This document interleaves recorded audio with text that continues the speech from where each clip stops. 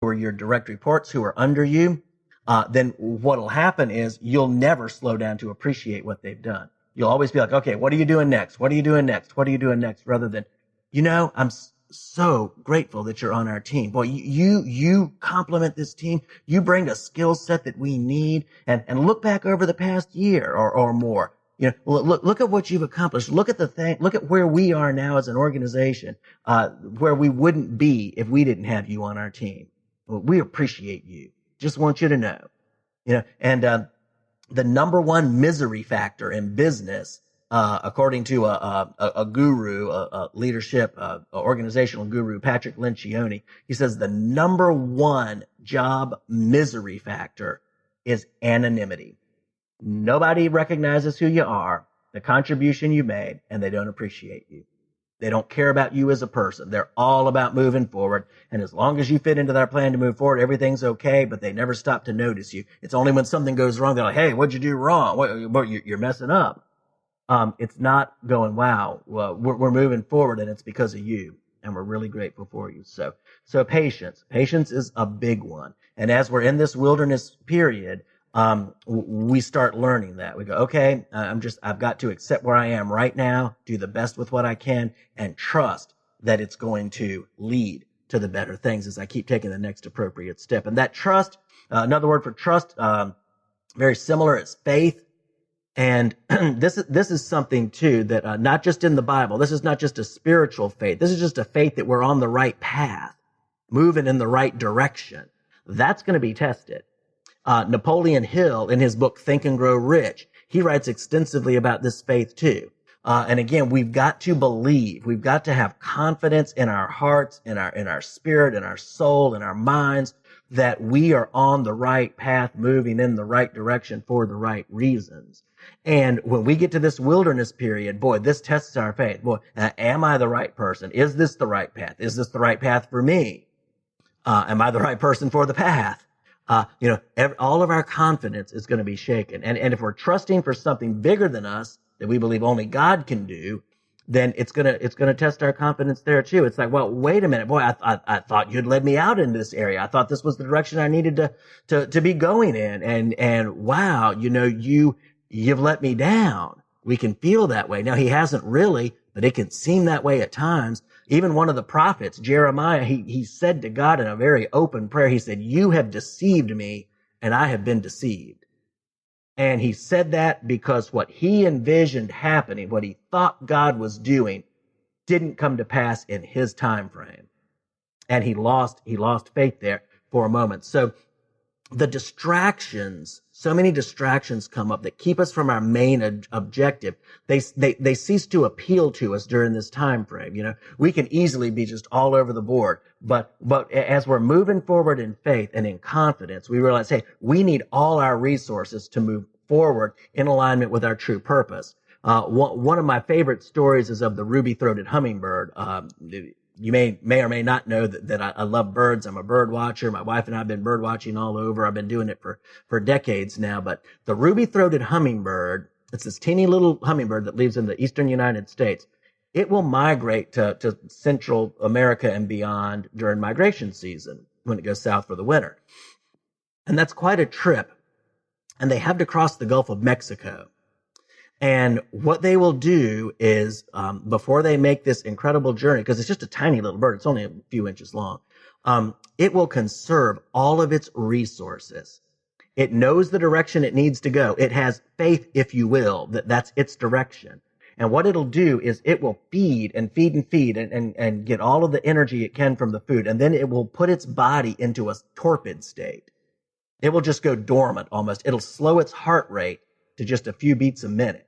It's almost dead. It'll allow people can come up, they can touch it, it doesn't resist. It doesn't spend any of its energy on anything else. It lets nothing distract it from its purpose. And then in the morning of the day it's going to make its trip, at dawn, it will take off and it will fly nonstop across the Gulf of Mexico. Teeny little 3-inch bird, because it has its faith aligned in its direction. And it conserves all of its resources. So that anything that could distract it, it doesn't care about. And this is what happens to us. So often we get tested because we're in too many directions. We're caring about too many things rather than the main thing. And our faith gets refined to keep moving forward in alignment with our true purpose. We also learn perseverance during this. Perseverance is a huge thing. That's going to be a whole nother topic coming up soon because there's so much to say about perseverance. But we learn perseverance and gain the faith to believe that as we stay true and trust the process, we will get to where we need to be and become who we need to be in the process. And just one brief word on perseverance. There's a verse that I just love, and it says that the person that gains perseverance will become entire and complete and lacking nothing. Jeff will be back shortly to wrap up today's message. This is Gabriela, still on the scene today with Talk Network Radio. If you're just tuning in, you're listening to Empowered Living with Jeff Byrd. If you've missed any part of today's message, you can hear it again online, as well as the entire archive of Empowered Living at www.talknetworkradio.com or search keyword #Empowered Living. We would like to acknowledge our music partners, Sound Ideas for Corporate to the Max and Kevin MacLeod for Airport Lounge. Any scriptures read during this broadcast are from the New American Standard Version of the Holy Bible. If you would like to learn more about Jeffrey Byrd Coaching, visit www.jeffbyrdcoaching.com. That is JEFFBYRD coaching.com. Do a Facebook search for @CoachingRocks or drop Jeff a line at jeff@jeffbyrdcoaching.com. Again, JEFFBYRD coaching.com. Let Jeff's Coaching Rocks be the building blocks of your empowered success. Now, let's go back to Jeff for the rest of today's message.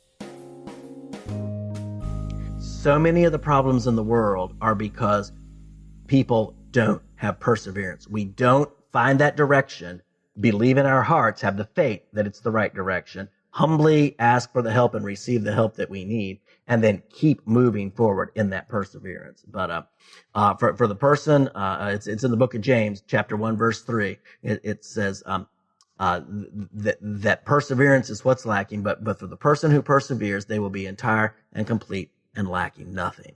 Okay, so the next one that I want to talk about, I mentioned this a little bit earlier, but it's gratitude. It's gratitude. Boy, when you don't have anything, when all your dreams seem to have just vanished before your eyes, and you're like, what in the world is going on? I'm out here in this wilderness. I thought I was going to be in this wonderful promised land. And I'm just having just this little teeny provision as we go along. You start becoming grateful for the provision when you're in the wilderness. Every person that helps you, everything that God brings your way, the resources that come when you didn't expect it, the phone call that comes and, hey, there's this job we got for you. Everything that comes along your way to help you produces gratitude. And it's just not like, oh yeah, I'm grateful for that. I thanks so much. It's like a deep, heartfelt gratitude. It's like, oh my, this is so wonderful. I can't believe, because of the things that start coming out of your heart during this testing period, sometimes you can go like, wow, I am a real jerk.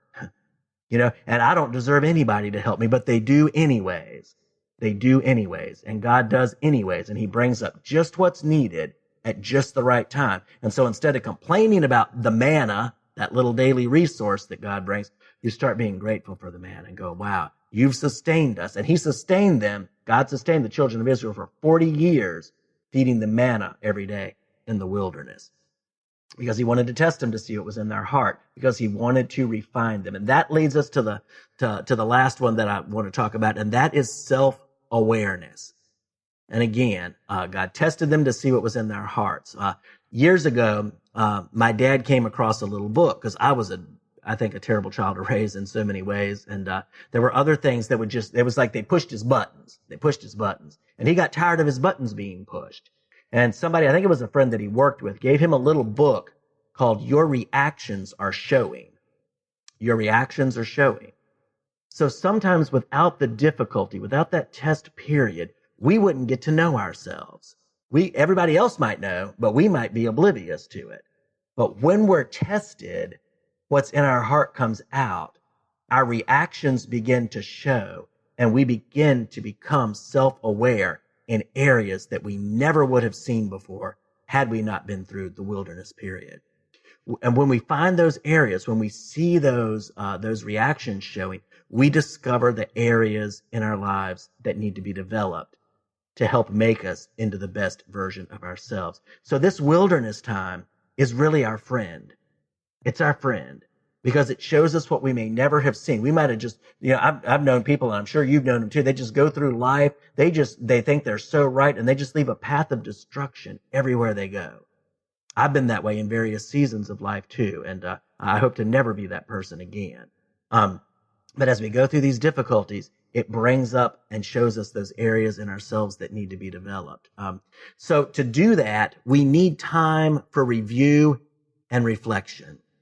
One of the things that I find to just be epidemic these days, and the teams I work with, the coaching that I do, I often ask people, how many people deliberately set aside some time for yourself to reflect, to think back on what happened in your day, your week, your month, your last year, and to review it and to see what you can learn from it. And it is shocking how few people do that. I was in a group of educators that they work for an educational institution recently, and there's about 36 of them in the room. And I asked that question, how many of you intentionally take time for yourself on a regular basis? And only 3 of them raised their hand.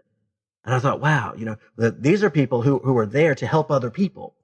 How can we be but so good if we're not taking time to regularly review and help ourselves? So often we don't take that time and reflect on our lives during our busyness. We just get so busy. The manna seasons, these wilderness seasons, often give us time to dig deep into review so that we can see our patterns and our behaviors more clearly and identify those areas that we need to develop. And often developing in those areas, having the wilderness season going, okay, what's going on? Let me take some time to think about this. And then what we think and what we learn during that and how we develop as a result, it often forms the basis of all our future success. So we think the wilderness is there to destroy us. We think, oh my gosh, it is all over with me. I have no idea what I'm going to do. I'm going right back to Egypt. I'm going back to wherever I came from, back to those bad relationships, back to that job that wasn't fulfilling, that wasn't really my purpose, wasn't really in my strength area or my giftedness area. I'm just going to go back. I'm just going to let go of my dream and of my vision. And when we don't do that, when we dig in and go, okay, what do I need to develop? Where do I need to develop? Often that development actually forms the basis of the fulfillment of the vision we had in the first place. It just comes about in a different way. We thought we had it, what it took, and we were just going to go forward. And then we found out, oh my goodness, I need all kinds of help and I need all kinds of development. And as we start moving in those directions, it forms the basis of our future success. It gives us what we really needed that we didn't even know we need. So I want to give a few things to help you navigate the manna season. And as a person of faith, a lot of these are faith-based statements. I just want to give them to you because they mean so much to me, and I hope that they're helpful to you. And the first one is, remember that God has and always will love you dearly. He's not taking you there to destroy you. He's taking you there to develop you and to make you your very best. It's not for your ruin, but for your greatest development and fulfillment. A verse that I used to consider my life verse. It's changed a little bit now, but I still love this verse. And if you don't know what a life verse is, a lot of people, they just pick a certain verse that like really speaks to them and they say, oh yeah, that's my life verse. So, I found that can change during different seasons. As like what we focus on, in life in general can change during certain seasons. But this verse is Deuteronomy 32:10, and it's speaking of God finding Israel. And it says, he found him in a desert land and in the waste howling wilderness. He led him about. He instructed him. He kept him as the apple of his eye. Wow. He found him in a desert land, in the waste howling wilderness. And I used to, There have been times in my life, and I felt like that is exactly the description of where I am. It feels like I am in a waste, howling wilderness. There's nobody who understands. There's nobody who gets it. I don't have anybody to talk to. I'm